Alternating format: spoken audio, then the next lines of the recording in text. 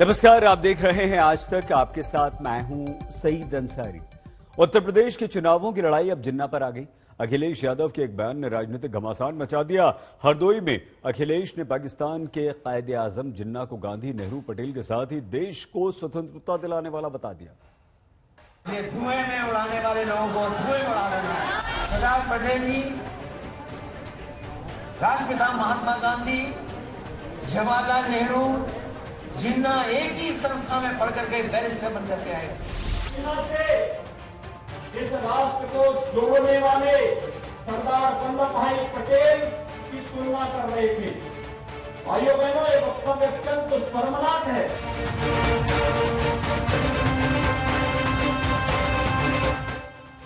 UP में चुनावी सरगर्मी अभी तेज भी नहीं हुई थी कि अचानक मोहम्मद अली जिन्ना की एंट्री हो गई। चुनावी घमासान में अखिलेश यादव ने जिन्ना को आजादी दिलाने वाले देश के बड़े नेताओं की कतार में खड़ा कर दिया। राष्ट्रपिता महात्मा गांधी, जवाहरलाल नेहरू, जिन्ना एक ही संस्था में पढ़ करके बैरिस्टर बन करके आए थे। अखिलेश सरदार वल्लभ भाई पटेल की 146वीं जयंती के मौके पर हरदोई जिले के माधवगंज कस्बे में समाजवादी विजय रथ यात्रा लेकर पहुंचे थे। लौह पुरुष की तारीफ में अखिलेश ने कोई कसर बाकी नहीं रखी, मगर पटेल की जयंती पर जिन्ना का नाम और वो भी नेहरू, गांधी के साथ लेकर उन्होंने योगी आदित्यनाथ को हमले का मौका दे दिया। सरदार पटेल जी, राष्ट्रपिता महात्मा गांधी, जवाहरलाल नेहरू, जिन्ना एक ही संस्था में पढ़ करके बैरिस्टर बन करके आए थे। एक ही जगह पर पढ़ाई लिखाई की उन्होंने, वो बैरिस्टर बनी, उन्होंने आजादी दिलाई। उनको तो समाज को बांटने से ही फुर्सत नहीं था और उनकी विभाजन की प्रवृत्ति अभी भी नहीं गई है। कल मैं समाजवादी पार्टी के राष्ट्रीय अध्यक्ष का वक्तव्य सुन रहा था। वह देश तोड़क जिन्ना से इस राष्ट्र को जोड़ने वाले सरदार वल्लभ भाई पटेल की तुलना कर रहे थे। भाइयों बहनों, ये वक्तव्य अत्यंत शर्मनाक है।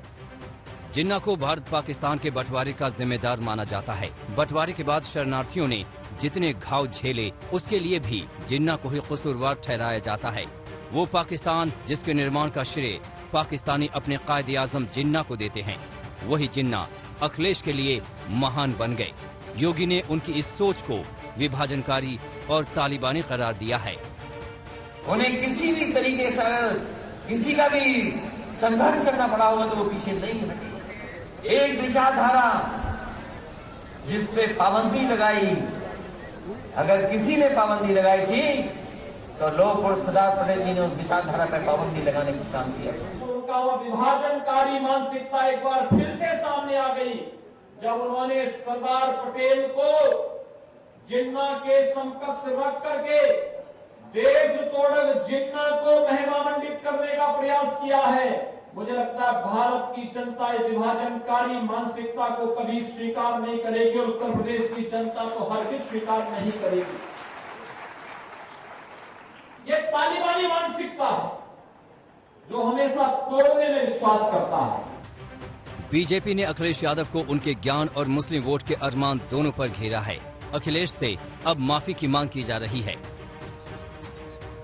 बस यही फर्क है भारतीय जनता पार्टी में और समाजवादी पार्टी में, क्योंकि समाजवादी पार्टी के मुखिया ने, जिसने देश के टुकड़े किए हों विभाजनकारी जिन्ना को, और राष्ट्रपिता महात्मा गांधी, लौह पुरुष सरदार वल्लभ भाई पटेल और नेहरू जी से मिला दिया।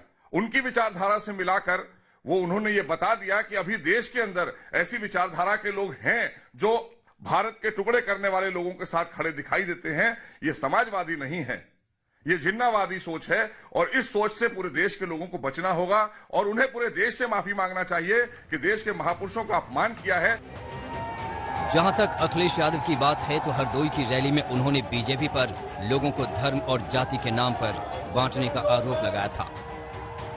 विचारधारा जिसने पाबंदी लगाई, अगर किसी ने पाबंदी लगाई थी तो लोग और सरदार पटेल जी ने उस विचारधारा पर पाबंदी लगाने का काम किया। आज वही लोग जो देश को एक करने की बात कर रहे हैं वो हमें और आपको जातियों धर्म में बांट रहे हैं। अगर हम जाति और धर्म में बढ़ जाएंगे तो हमारा देश क्या होगा? भारत के मुसलमानों का अपमान है। भारत के मुसलमानों का जिन्ना से कोई संबंध नहीं है। उनके प्रति उनकी भारत के प्रति प्रतिबद्धता है और अखिलेश यादव इस सीमा तक जाकर जिन्ना का महिमा मंडन करके यह मानकर चल रहे हैं कि भारत के मुसलमान इससे संतुष्ट होंगे, प्रसन्न होंगे और समाजवादी पार्टी के साथ आएंगे। भारत के मुसलमानों को भी इसका प्रतिकार करना चाहिए। यदि भारत के मुसलमान जिन्नावादी होते तो पार्टीशन के समय वे उत्तर प्रदेश के मुसलमान पाकिस्तान चले गए होते। वैसे हरदोई में अखिलेश यादव ने बीजेपी को कई दूसरे मुद्दों पर भी घेरा। पटेल के बहाने उन्होंने लखीमपुर जैसी घटना का और किसानों की मुश्किलों का मुद्दा भी उठाया। गोरखपुर में कारोबारी की हत्या, फैजाबाद में महिला बैंक पीओ की खुदकुशी और कानून व्यवस्था पर भी अखिलेश ने योगी सरकार को घेरा। मगर जिन्ना को आजादी का नायक बताकर वो अब खुद घिर गए हैं। दिल्ली में जितेंद्र बहादुर सिंह, हरदोई में प्रशांत पाठक, लखनऊ में अभिषेक मिश्र और सत्य मिश्रा के साथ आज तक ब्यूरो। उत्तर प्रदेश में जिन्ना को लेकर विवाद पहले भी हुआ। अलीगढ़ मुस्लिम यूनिवर्सिटी एएमयू में जिन्ना की तस्वीर को लेकर भी बीजेपी ने मोर्चा खोल दिया था। आपको याद होगा, अब अखिलेश के बयान ने उस चुनावी माहौल में बीजेपी को एक बड़ा मुद्दा दिया।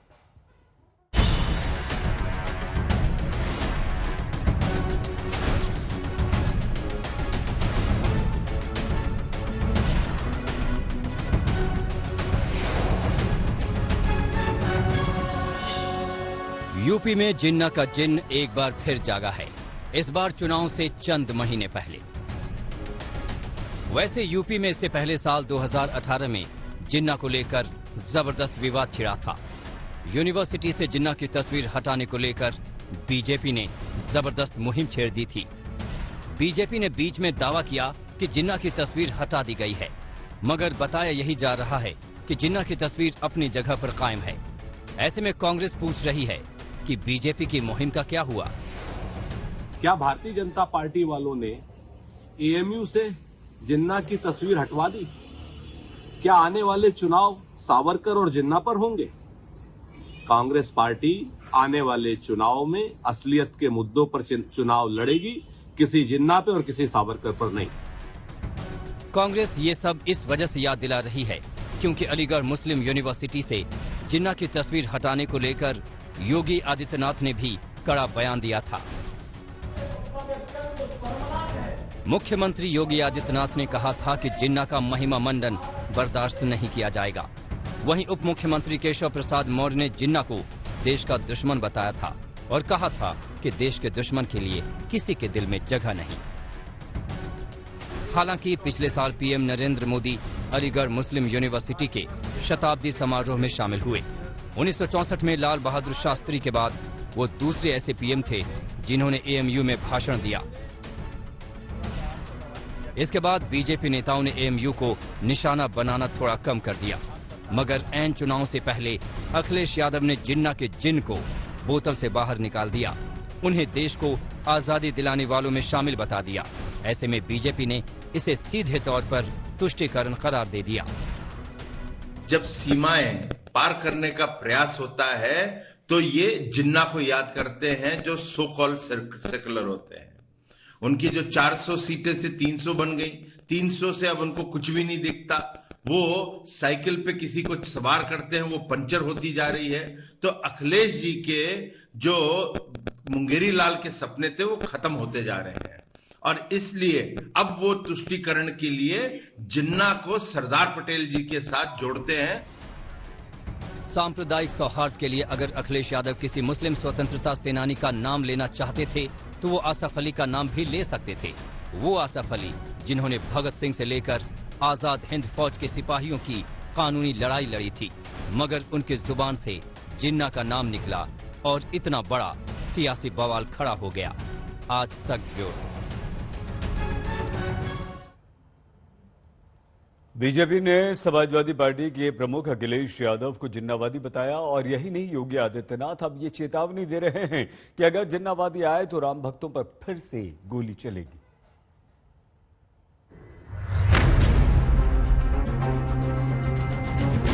एक बयान ने बंटवारे के जख्मों को हरा कर दिया। उस वक्त को याद दिला दिया जब भारत पाकिस्तान का बंटवारा हो रहा था। लाखों लाख लोग बेघर हो गए थे, शरणार्थियों की शक्ल में सीमा को पार कर रहे थे, उनके घर जल रहे थे, कत्लेआम हो रहा था और इन सब के लिए जिन्ना को जिम्मेदार ठहराया गया है। उसी जिन्ना को महान बताने पर बीजेपी अखिलेश यादव को निशाने पर ले रही है। पार्टीशन के लिए जिम्मेदार और कलकत्ता में डायरेक्ट एक्शन के बाद बड़े नरसंहार के लिए उत्तरदायी जिन्ना को उन्होंने जिन्ना का महिमा मंडन करके महात्मा गांधी, नेहरू और पटेल से तुलना की है।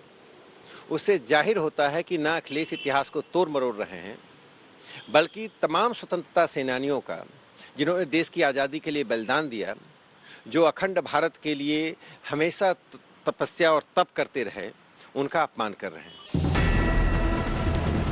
समाजवादी अखिलेश यादव को बीजेपी अब जिन्नावादी बता रही है। योगी आदित्यनाथ ने यहां तक दावा कर दिया कि अगर अखिलेश जीत कर आए तो फिर से राम भक्तों पर गोलियां चलवा सकते हैं। ये वही लोग हैं, जाने अनजाने में उनके मुंह से निकल जाता है, यही जिन्नावादी हैं जो राम भक्तों पर गोली चलाते हैं। और जब भी ये जिन्नावादी आएंगे, राम भक्तों पर इसी प्रकार से गोली चलाएंगे। लेकिन अब राम भक्तों पर गोली नहीं चलेगी, अब आतंकवादियों पर गोली चलेगी।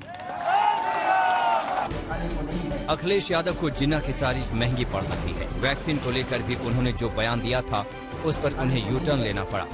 देखना है कि जिन्ना को लेकर दिए बयान से वो कैसे पीछा छुड़ाते हैं। आज तक ब्यूरो।